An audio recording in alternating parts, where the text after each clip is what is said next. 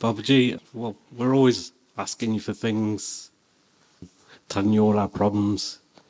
What I want to know is, what do you want? What do you want to happen? What would you like to see? Meditation. I want to see happy people, happy faces. Okay. You see, Peter, you're right. We've become beggars. I think it's become a habit of ours to constantly ask, constantly want, and constantly desire. The Lord hasn't sent us here to be beggars. He sent us here to achieve freedom. And freedom means freedom even from your desires. As long as you are wanting, you become subservient to your desires.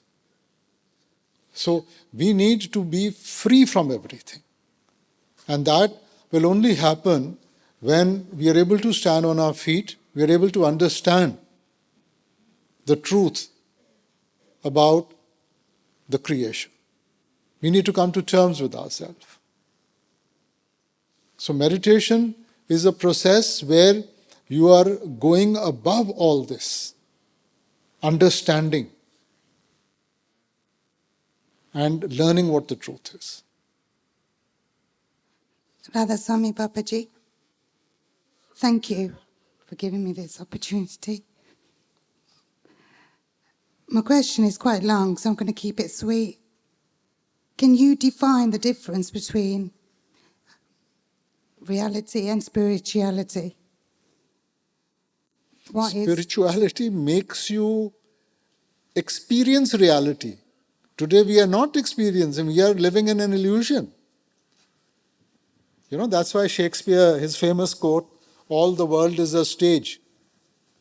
We are all, actors on this stage. We've been given a part, we are playing that. And while playing it, we've got so attached to it that when the play is over and we are asked to step off, somebody says, no, but I am a father. Somebody says, I am a king. Somebody says, I am a mother. Play is over. Part is finished. We all have to go our separate ways. So it's an illusion. So spirituality will help you to experience reality and to accept reality. We are running away from reality today. None of us has the courage or the conviction to face reality today. Babaji, my question's about leaving the body during meditation. I've read lots of books about people who've had near-death experiences and they see a light or they recognize who they really are straight away.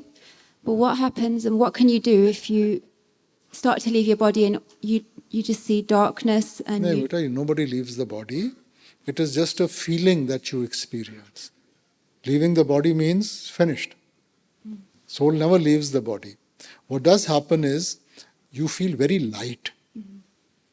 And we symbolize that as if we think that the soul is leaving the body. Nobody leaves the body, beta.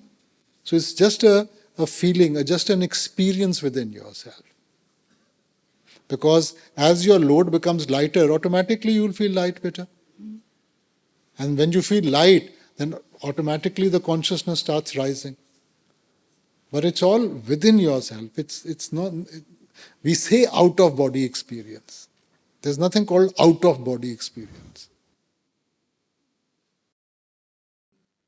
Radhaswami Babaji. Babaji, my question is regarding the soul. At time of death, is the soul aware of its surroundings? And secondly, does it get impeded by its family grieving when departing? Not after death, before the death years. Because once what we call so-called death, the soul has left. It's not aware of anything. But before that, if the family is grieving and you see long faces around you, then all the associations come forward of your responsibilities, of monetary items, this, that and all. And that creates a hindrance. And that is why we were always given the example, leaving the body is like you throw a veil, a thin veil on a thorny bush. Now, if you one by one, you take out the veil from the thorns, you will get the veil intact. But if you try and pull it at once, what will happen? It will tear. So that's what happens. If through our life, through our meditation, we've sort of realized what the reality is, and we've kept a certain balance in our relationships, in everything that we do, it becomes very easy for the soul to depart the body. But if there are attachments which have made us possessive, then those attachments, like those thorns, are holding us back. And that is what causes the pain and the agony. That is why you will see sometimes you could be sitting next to the person who's dying, and somebody calls you, and behind the person, full day long you've been sitting there. But you've gone to the toilet, you've gone to drink water, and the person has passed away. That was because we were being a hindrance. So the Lord, in His wisdom, knows what is best for each soul. We go too much into analysis of all that. So for us, what is important is to accept. And if we accept, it's such a load lifted off you. Thank you, Babaji. Namaste, Babaji. Babaji, we've always read in scriptures that God is almighty, all-powerful, omnipotent, but we have so many views of Him. Some people are certain that God doesn't exist at all. Some people are so strongly holding on to the dogmas of their faith that they are claiming that they've seen God, they've met God. But some people, I think most of the people, are always struggling with the ambiguity whether God exists or not, and whether they are following the right path in pursuit of finding God. Babaji, my question is, why can't God just show up and tell us? I mean, even though you've said that we have to find God from within, but you see, there are so many distractions and so much extra information out there that if we go through every piece of that information, it becomes pretty much impossible to comprehend the claims of His existence. Even though also in many religions we perceive God in many different forms, yet we also say God is one as an Ik Onkar. Beta, first and foremost, there is only one Lord, Beta. Because He exists in singular form, there can't be duality where the divine is concerned. Duality we've created, Beta. Now, let's take the Hindus. In the Hindu religion, there are so many gods, right? But the Vedas still talk about the one. They don't talk about duality. So what happens is that it becomes difficult for any one who's in the physical parameters to comprehend that there could be one person who is so powerful. If I was to explain to you that one particular human being could do so much, I mean, you know your limitations, and you would compare it with that, I mean, to 10% more, 20% more, 30% more, you would agree. But to say that somebody could have 1,000% more than your ability, it becomes difficult to comprehend.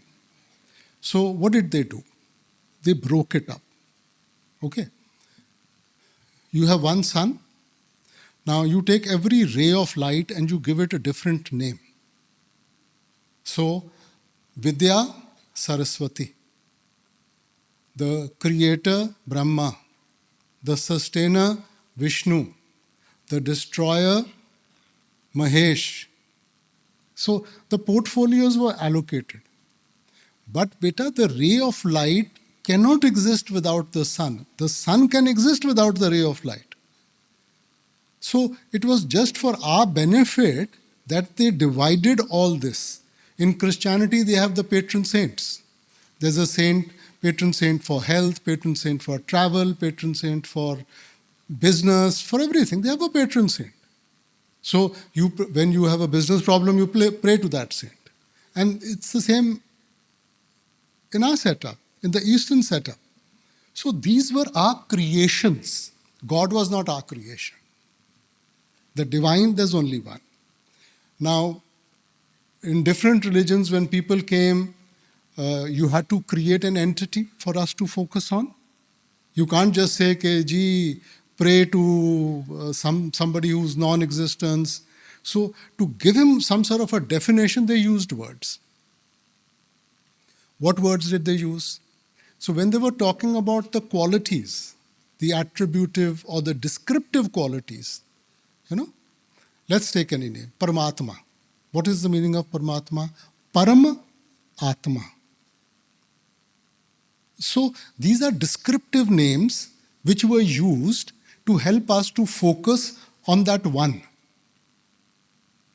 Vaheguru, God is great. But using different words doesn't mean that he goes into duality. So, beta, God as an entity is the creative power. Now you can call him God, you can call him Akal Purakh, you can call him Khuda, you can call him Rab, whatever. These are all names given to that one. As we saw, as any spiritual leader saw him or what he visioned of him, giving words to his experience, he gave a particular name. But he's nameless. He doesn't have any name. So, why do we have to pray to him? Beta, if there's a picture, there has to be a painter. If there's a creation, there has to be a creator. When things don't happen on their own, do they? Now, even the people who don't believe in the Lord, let's say the atheist, they believe that there is no Lord. So, how was the creation created? Through energy, right? Now, there has to be a focal point of energy. Energy can't come out of nowhere. It has to come out of somewhere. So, let's say the focal point we call God and the energy we call Shabad. Aren't we saying the same thing? Everything is created from energy, na? Shabde tarti, shabad akash, shabdo shabad pe aparkash. Jeta kita teta naam bin name nahi ko thaum. Okay, everything has been created by energy, by the naam or by the shabad. We read the Bible, in the beginning was the Word, and the Word was with God, and the Word was God, and all things were created by it.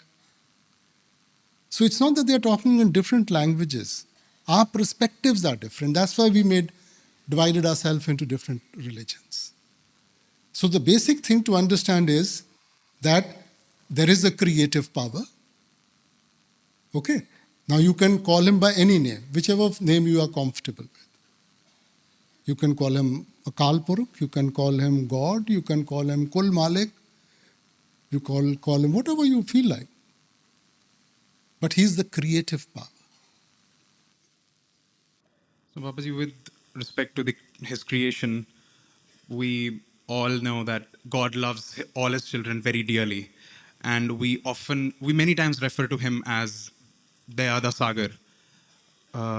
Yet, he allows evil to exist. For example, allows wars or riots, which lead to the destruction of his creation, when by all means he can stop them. So, Babaji, the question is, knowing all this, how can I develop love for him? Okay, let's look at that. Now, when he created the creation, he created the law of creation. Beta. The law of nature was created. Now, the law of nature is, as you sow, so shall you reap. Right? Now, even in our governments and all, certain laws have been created. So, why does police let crime function? Why don't they just, before somebody is going to do, just catch him and put him up in the locker and all that sort of a thing? So, anybody who goes against that law of creation, the law of nature, what is going to happen? Action, reaction, consequence. Right? So, the Creator has created a beautiful creation. In this creation, whatever is created is positive, is beautiful. But who makes it bad? Our actions make it bad, better. You take a flower, take the rose. You see the flower, it's beautiful, right? So when we see beauty, it's positive. Just below the rose is the thorn. Thorn creates pain. For us, pain means negative. In isolation, positive, negative. But if you see it in totality, if the thorn wasn't there, what would happen? The animals would come and eat up the rose. So the thorn is there to protect the rose. Now, if you look at it from that point of view, there's a beauty to that thorn. In isolation, I can say positive and negative.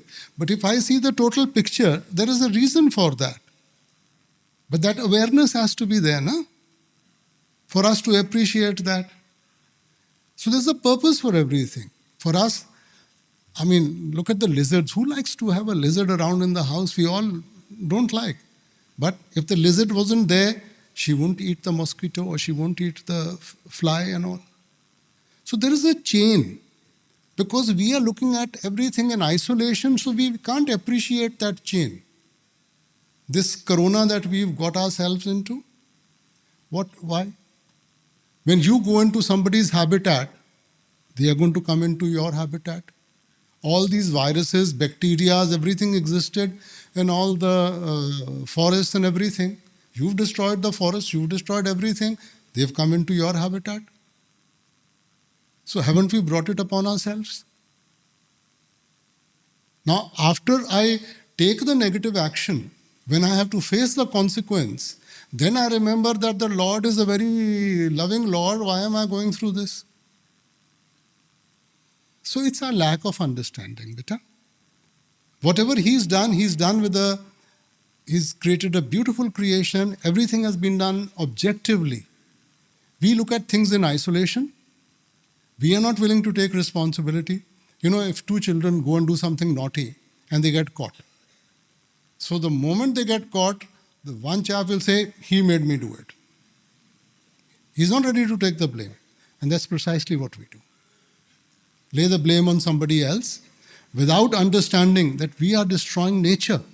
We are destroying the environment. We are destroying everything. The most destructive creature in this creation is the human being. That's beside the point that the Lord made him top of creation.